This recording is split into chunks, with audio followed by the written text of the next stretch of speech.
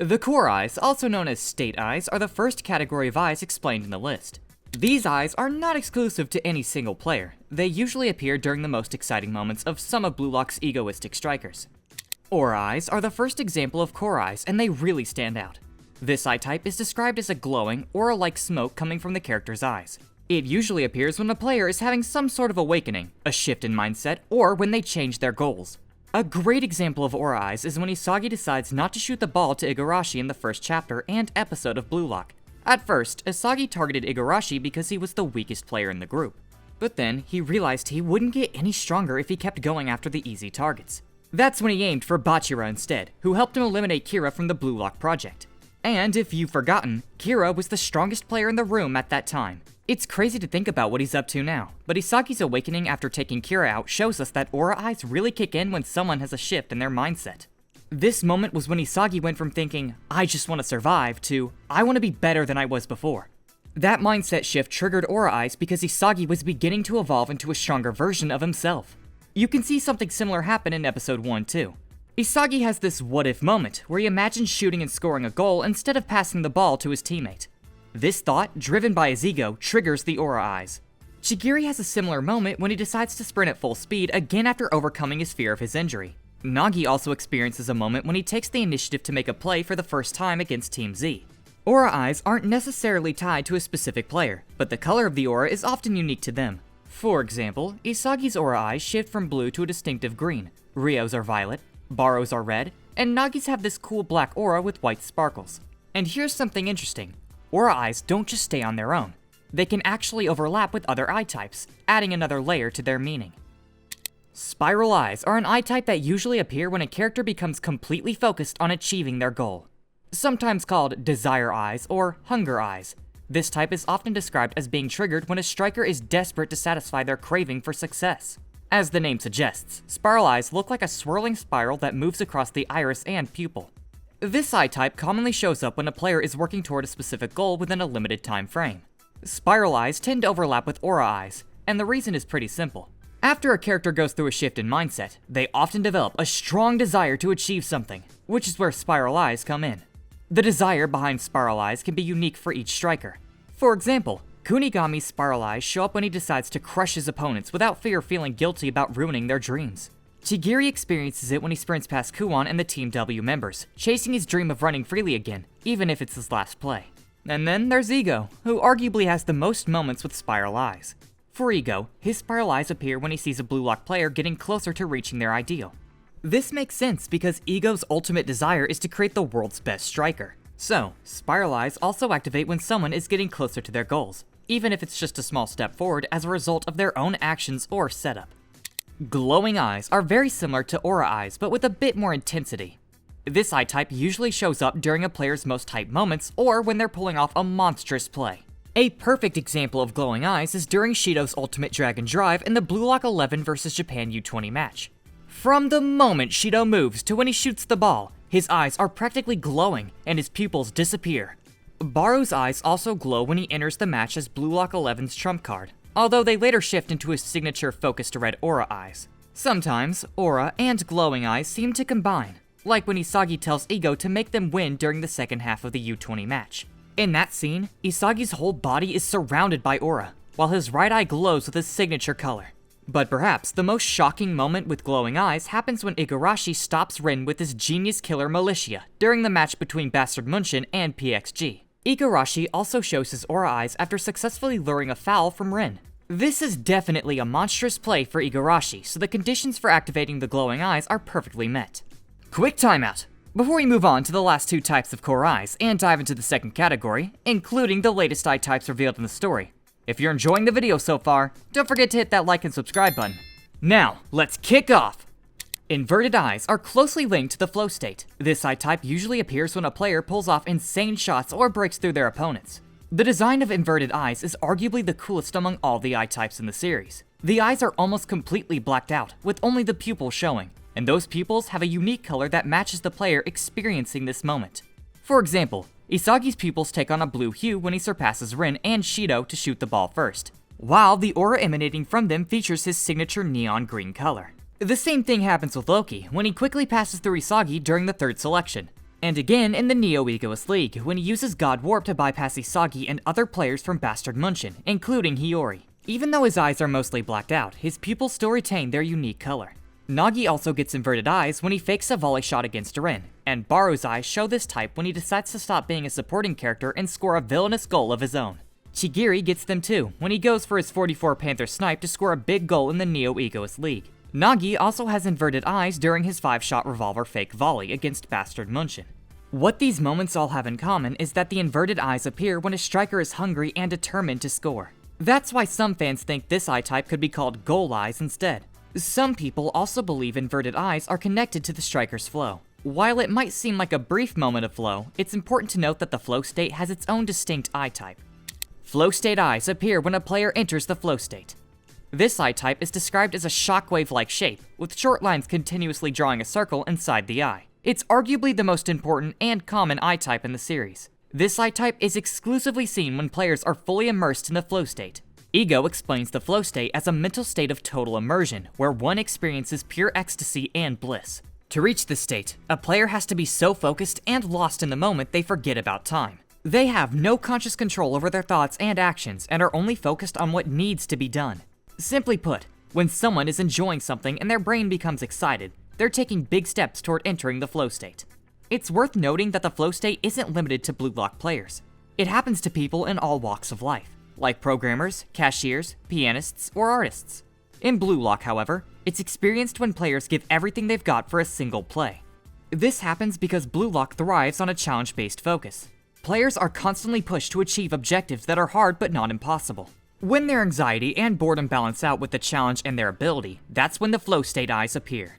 A great example of this is Chigiri's Reawakening, where he gives everything for a single play, not caring if it's his last. Many players in the Japan U20 match against the Blue Lock 11 also entered the flow state, with Aiku's flow state being one of the most hyped moments. During his flow state, Aiku essentially shut down players like Yukimiya and Rin. Yukimiya also entered the flow state in that match, showing off his street football style to get past Neru and almost score a goal before Aiku stopped him. Nico also unlocked his flow state eyes in this match and used his incredible reading skills to anticipate Sai's coordination and steal the ball. The Neo-Egoist League also gave us some amazing flow state moments. Baru entered the flow state when he decided to overtake Snuffy's team and make it his own. Hiyori hit his flow state during the match against Italy's Ubers after overcoming his inner struggles and choosing to be an egoist through his brilliant passes. Kunigami also displayed his flow state eyes when he locked down Shido and shut down his chances of scoring. Another key example is Noah's true ego being revealed during the Neo-Egoist League. Noah's ultimate goal is to make Kaiser his rival, believing that having someone to compete with will push him to get even stronger. Interestingly, Noah's eyes seem to combine elements of inverted eyes, aura eyes, and the flow state eyes. Kaiser's entry into the flow state is a bit different. His flow is triggered by a reawakening, where he shifts his entire philosophy and mindset. He realizes that his growth happens in adversity, so he lets go of his pride and status and goes back to square one, rediscovering his true ego. This shift allows him to tap into the flow state. Ego mentions that there are many ways to enter the flow state, and Kaiser's way is a tougher but stronger method. By overcoming his past and discovering his true desires and ego, Kaiser experiences a shift in mindset, which leads to the activation of his flow state eyes. Though it's not officially confirmed, it's very possible that all the core eye types are smaller pieces of the flow state eyes. After all, the activation requirements for each of the eye types could be seen as steps toward entering the flow. The signature eyes, also known as ability eyes, are the second category of eye types we're going to discuss. Unlike core eyes, these eyes are usually exclusive to a specific player. What's interesting is that they're also awakened during a player's flow state. First on the list of signature eyes is Rin's Destroyer Eyes. So far, only Rin has shown this eye type, and it was triggered during a moment of awakening. When Rin activates his Destroyer Eyes, his abilities are at the next level. And the U20 match against the Blue Lock 11, Rin didn't just beat the U20 players, he completely destroyed them by turning their strengths against them. For example, he used Neru's acceleration to outpace him, got behind Miroku Darai to overpower him, and shifted his center of gravity to make Neo's Doberman charge useless. What's interesting about Rin in this mode is that he's not playing in his usual style. Instead, his ego shifts into something new. He forces his opponents to bring out their best and then crushes them without mercy. Ego even calls Rin in this state a madman. Isagi describes Rin's awakening as a chain reaction. From entering the flow state to Sai's gear change, something deep inside Rin snapped and awakened this terrifying mode. The way Rin activates his Destroyer Eyes is also similar to Kaiser's process. During the U20 match, Rin lets go of everything. his revenge against his brother, his rivalry with Isagi, and everything else holding him back. That's when he realizes that the only person he needs to destroy is himself. Even though that's still his ultimate goal, at this moment, Rin's focus shifts. He stops caring about those past ties and becomes completely consumed by his game. Later, in the Neo-Egoist League, during his match against Bastard Munchen, Rin takes his destroyer mode to the next level. He broke through every defender in his path and reached a point where he could have easily scored a guaranteed goal. However, Rin deliberately stopped. He chose not to take the shot because at that moment, scoring wasn't enough for his evolution. Rin wants to find the strongest enemy and smash his own strongest self against them. His actions aren't just driven by destructive urges. Rin's ego is about life-risking destruction. This is exactly what triggers his flow state. When his destroyer eyes are activated, Rin transforms into a monster of destruction. A striker willing to risk his life and give everything for the game. Something that not even Isagi can comprehend. Karasu's unique eye type is called the Assassin's Eyes. We've seen it active during the third selection, the U20 match, and most recently in the match between Bastard Munchen and PXG.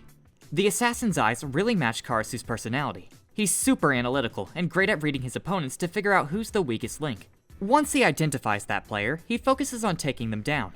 This makes sense considering Karasu's name means crow in English, and crows are known for going after the weak. But the Assassin's Eyes aren't just about targeting weak opponents. A great example of this is during the U20 match when Karasu has to go up against stronger players like the Iron Wall Quartet and Sai. Even after analyzing them over and over, he can't find any weaknesses.